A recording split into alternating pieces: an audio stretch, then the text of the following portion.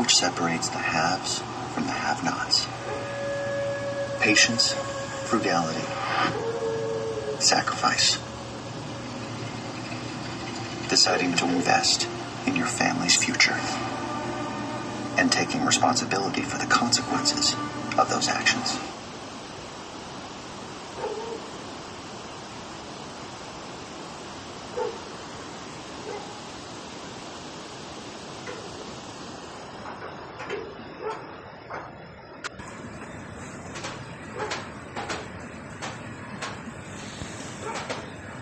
大过年，你们有没有跟一些远房的亲戚长辈聊天？基本上他们最常烦恼的就是退休金的问题。那退休金你们知道，就是有一次领跟月领两种。那大部分我知道的case， 我知道的案例，一次领都没有好下场。对，因为通常你人拿到一大笔钱的时候很难控制，因为政府的意思是我给你100-200万，但是你就是自己控制，然后到你自己结束。对，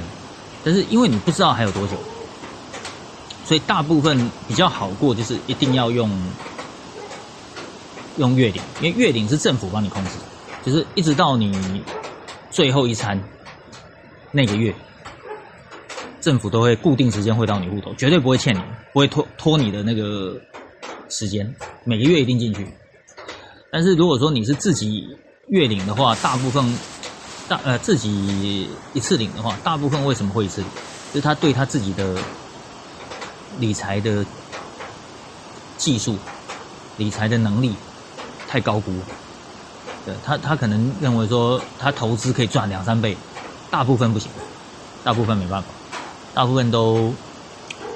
产赔收场比较多，那到时候他就每年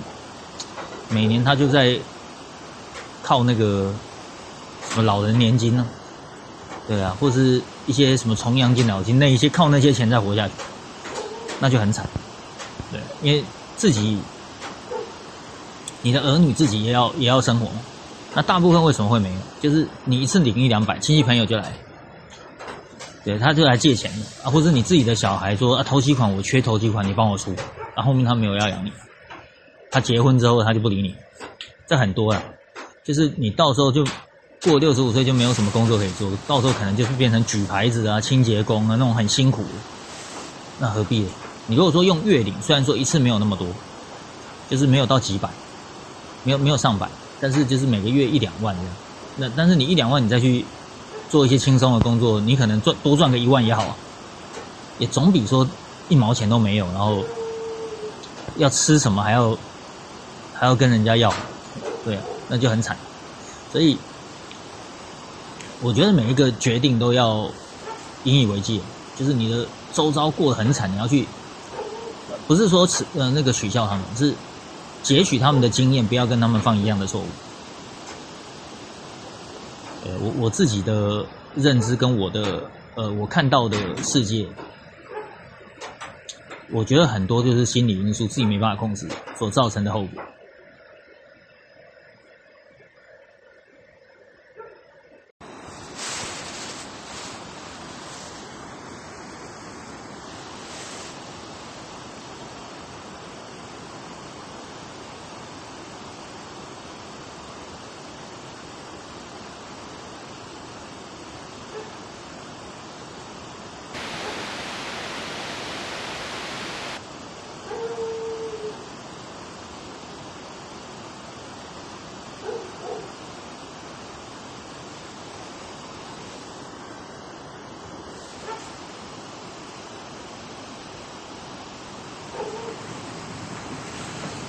你要想想看，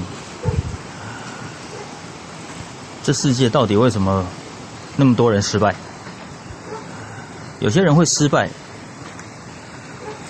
就是因为他没有认清自己的失败。怎么说呢？就例如说，你努力了一段时间，你没成功了，那你就认了吧，就没成功了。你可能就只能赚27000，只能赚3万，那就认了。至少你努力过，认了嘛，然后再用那个27000、3万去去延伸，你要有那个基础，你不能放弃一切，连2万7、3万都不赚，然后说这辈子一定会成功，会大富大贵，不会这样。所以就是你从那个基础去延伸。好，我现在举个例子好了，例如说你这辈子只能赚2万7好，2万7，对我都用最低去算了，因为这样不会有人比这个惨。然后2万7去算，那你就认了嘛，就是只能赚2万7，你以前的技术就放掉了，然后你再用那个当基础，用2万7当基础去延伸。你例如说2万7，我是说一个人哦，我就一个月可能存个5000，很简单嘛，2万7存5000了，然后你一年就6万了，对啊，就算你没给年终，就一年6万，那一年6万，然后10年60万，对，20年120，对，假设30年180，对，因为你前40年里面前10年去努力没成功嘛，所以你后面30年就用这个当基础，你至少在退休的时候有180可以花，对，而且你还有那个劳保，那劳保就之前有提过，就用月退的嘛，啊，对，你有个1万至1万5至2万，1万5至2万，对，那你再加上这一笔够了，对，所以就所以就还可以过不错的日子，就看你怎么看的，就是要认清自己失败，不要在那个基础的过程中想东想西，你就没有办法脱离那个泥淖。所以看你怎么看，我觉得你只要不要过太惨，就是一种成功，不用一定要赚很多钱，要跟别人讲，有时候你有赚钱不一定要让别人知道，这样也比较安全。然后人跟人之间的纠葛少一点，不要四处去跟人家有牵连，这样最好。对啊，那你就会觉得说，哎，你想买什么就买什么，你想吃什么就吃什么，你不会口袋不会没钱花，这最重要。不要到老了还要跟人家开口，这就很惨。所以要看清了，但是跟年轻人讲听不进去，年轻人一定就是我一定可以赚很多钱，因为他还没努力啊，他还没尝到失败的结果，但是失败就要认清。对，我觉得就放下，就放开过去，那你当一个立足点去延伸最好，对，让每个人就可以过很好的日子，对，不然就每一年你都在扼腕说还没成功这样，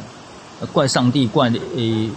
一些神明都没用，因为就是自己的决定，每个人际遇本来就不一样，那每个人的人生剧本都不一样，你要怎么样去跟别人一样？所以看开一切是最好的，对，但是要想通。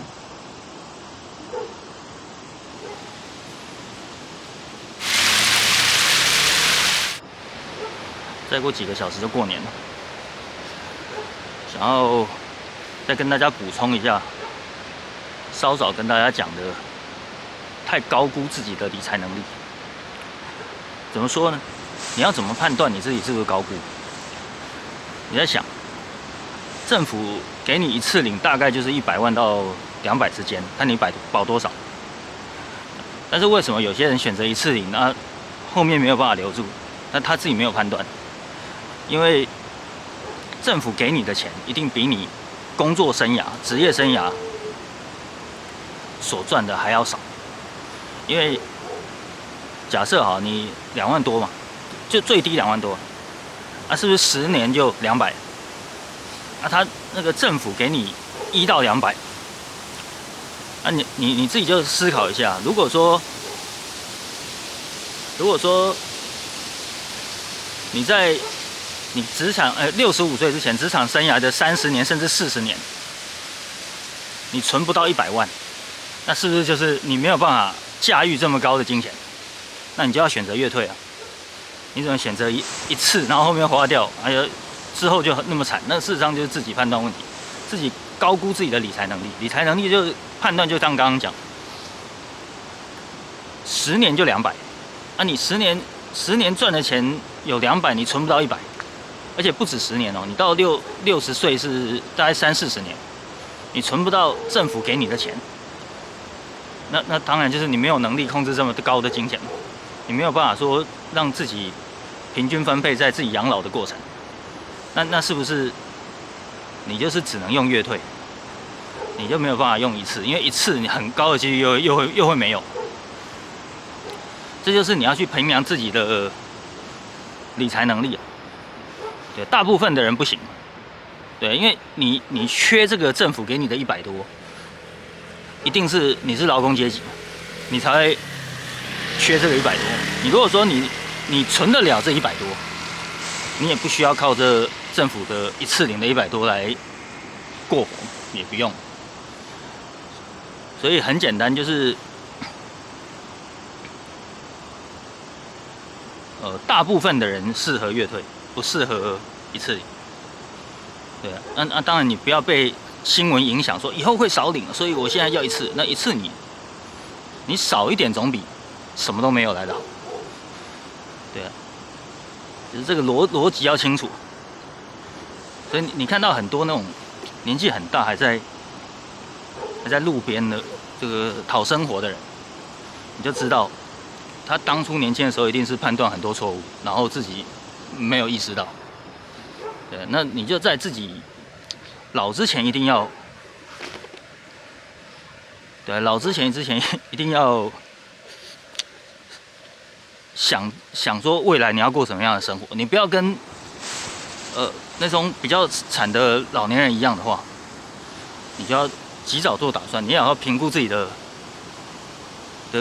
控制能力，否则你一定就是最后一定就是流离失所。然后再靠政府，这也是双输的局面嘛，对吧？对，再过几个小时过年，希望大家